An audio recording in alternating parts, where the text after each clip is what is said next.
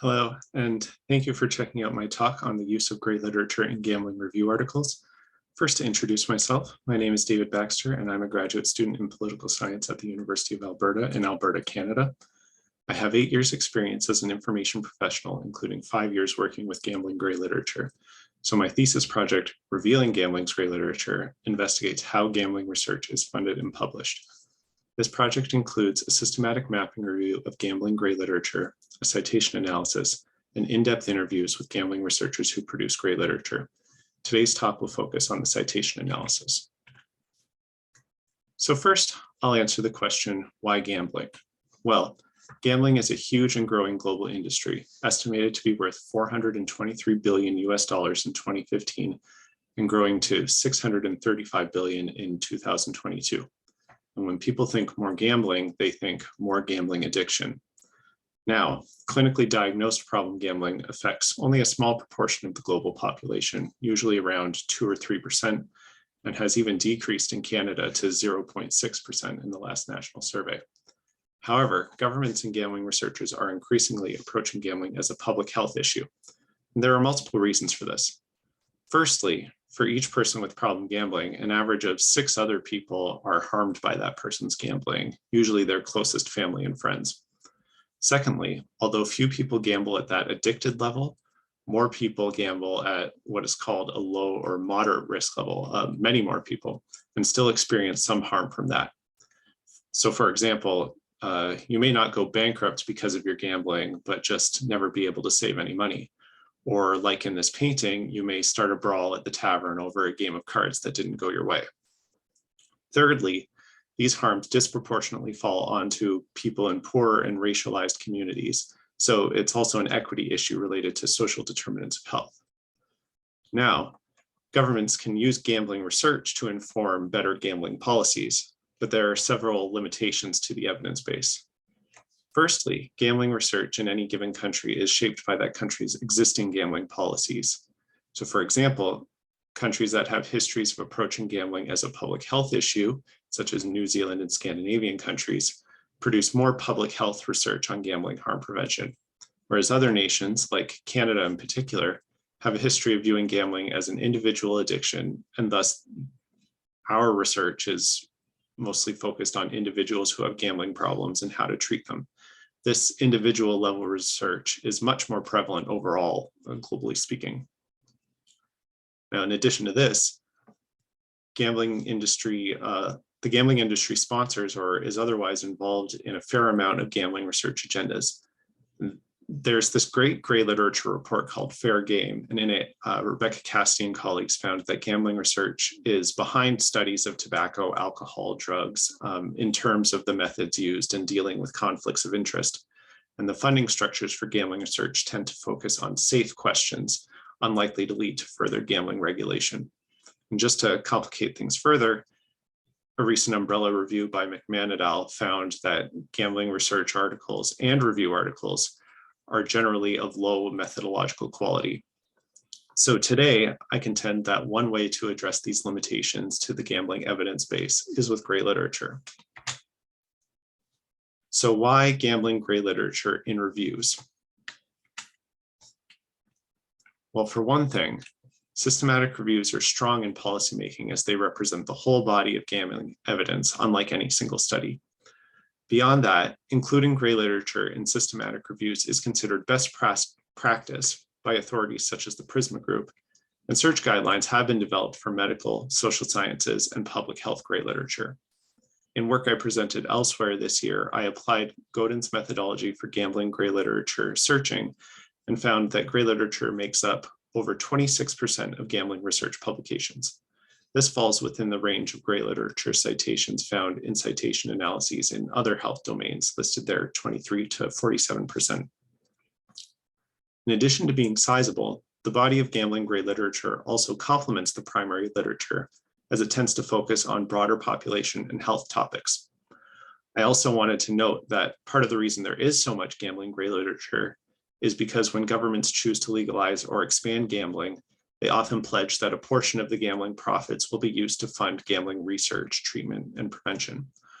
So as a matter of principle, It's imperative that gambling gray literature is used to inform gambling policies where applicable, because most of that work was paid for by gamblers through their gambling losses. So, gray literature can and should be included in gambling review articles, but is it? Before going further, I would like to provide some other perspectives on gambling reviews in gray literature that inform my work. The first is from a gambling systematic review with a section titled Excluding the Gray Literature. It reads, from the 2,548 identified studies, we excluded those not appearing in peer-reviewed journals. The extent to which articles appearing in the gray literature could be validly claimed to have been independently peer-reviewed was not possible. Therefore, in the absence of peer review, the basic foundation for scientific publications, we excluded all gray literature. This decision does not in any way imply that such articles have no scientific merit.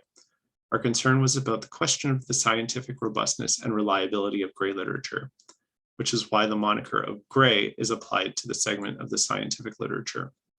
And I don't need to explain to this audience that that is not what the gray in gray literature means. The second quote is from one of the gambling researchers I interviewed, given the pseudonym Aaron. And he said, one of the problems with systematic reviews is to get it published in a regular gambling journal. You'll get reviewers like me who know the psychology, but don't really know what is there to actually critique in a systematic review. It kind of is what it is, unless your search terms are obviously missing a big part of the research or something like that. So in my view, there's a problem with the reviewers. Maybe that's my naive take in talking about things that I do very little in my research. Maybe I just don't understand the nuances. So the purpose of this study is to do a review of gambling review articles to answer the following questions. To what extent is gray literature cited in review articles generally? To what extent is gray literature included in systematic review search strategies? And when it is included, what gray literature sources are searched? And is any relevant gray literature found? How is gray literature discussed in these papers? And then from all that, we'll discuss what are the opportunities for improvement to the evidence base. So my methods proceeded in 3 steps. First, I did a broad search in Web of Science for review articles with the topic gamble over a 5-year period. This ultimately retrieved 174 review articles relevant to gambling, and a lot of the non-relevant ones had the word gamble used in medical jargon or an author's name, or articles with the scope of all addictions, not just gambling, things like that. Next, I coded each article as to whether it had a systematized search methodology, such as a systematic review or a scoping review. Those that wouldn't would just be a regular literature review or narrative review. And then for each of those, whether they included gray literature sources, and counted all them up. Then finally, I searched the full text of each article for inclusion of gray literature related words. You can see them all in the box on the right. And then for each of those, I coded whether the discussion was considered positive, negative, or a neutral view on gray literature. So first, here's how those 174 articles break down over the 5-year period. We see a big increase in 2020, but when we break it down versus systematic and non-systematic reviews, we see that the big increase in 2020 is all non-systematic literature reviews. This is probably a result of the COVID-19 pandemic keeping people away from their labs and fieldwork and resorting to writing desk reviews instead. In total, the sample breaks down to 100 systematized and 74 non-systematized reviews. When we look at the 100 systematized reviews, 52 of them, or 52%, include gray literature in the search strategy. These are the gray ones on the bottom. If we change the graph to look at the proportion of reviews that include gray literature, we can see that it's not trending up over time, which is something that I would have liked to see, but that's okay. That's part of why I'm doing this project. Next, I looked at what gray literature sources were searched. Across the 52 reviews that included gray literature sources, 90 different sources were searched, with over half of them only being searched once or twice. Here I show the top sources that were searched 6 or more times. The two most popular sources were Google Scholar and Google, while several gambling-specific organizations and databases were also popular. The GRIO Evidence Center is gambling-focused, as are Responsible Gambling Council, Gamble Aware, etc., all the ones with gambling in the name. There was also popular coverage for non-gambling gray literature sources, including ProQuest for dissertations and theses, OpenGray, clinicaltrials.gov, and snowball searching for references in the references sections of the included studies. When we look at how many gray literature sources were searched, 32 out of the 52 systematic reviews only included one or two sources. And most often, this was either a simple query of Google or Google Scholar or through snowball searching. However, there are also a few thorough gray literature search strategies. You can see on the right-hand side of the chart, 7 articles had over 10 gray literature sources, while 3 had over 20 sources. And just to be dramatic, I'll remind you that there were another 48 systematized reviews that didn't include any gray literature, so had 0.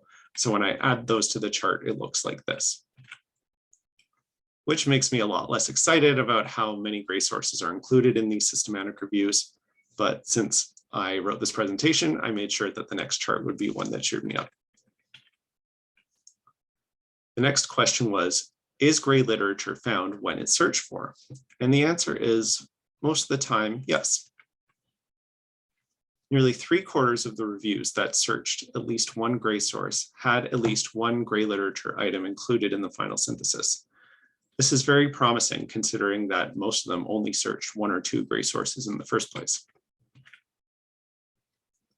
Next, we'll move on from gray sources searched to the actual number of gray literature items cited in the review articles.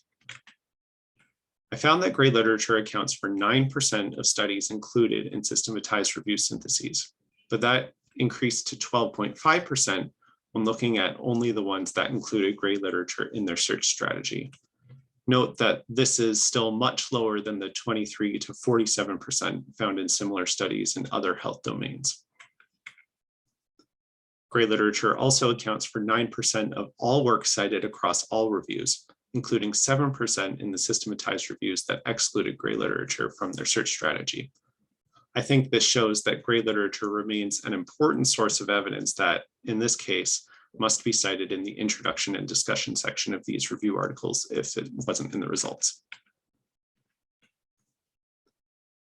Next, we look at how review articles discussed gray literature. First, let's look at the reviews that included gray literature in their search strategy. These articles mostly included gray literature neutrally and as a matter of fact, which is the big light purple section of the chart. Some spoke positively about it, which is the dark purple section, for example, discussing how gray literature counters publication bias. One review included gray literature, but in the study quality assessment scheme, it assigned gray literature a lower score. So this is the one classified as negative in red. And interestingly, a few included gray literature searched from a general source like Google Scholar, but didn't mention its grayness in any way.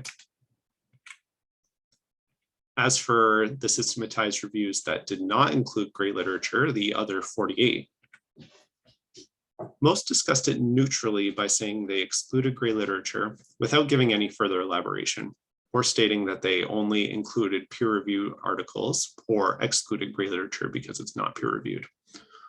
Only one review, which was the McMahon umbrella review discussed earlier, gave a neutral methodological justification for excluding gray literature besides simply stating it's not peer-reviewed.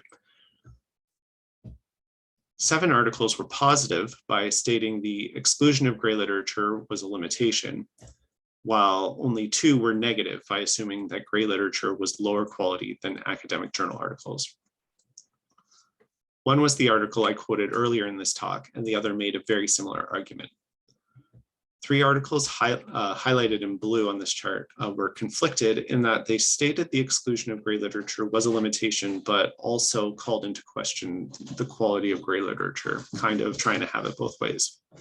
And finally, 17 articles managed to avoid the issue of gray literature entirely, which I find a bit concerning, methodologically speaking.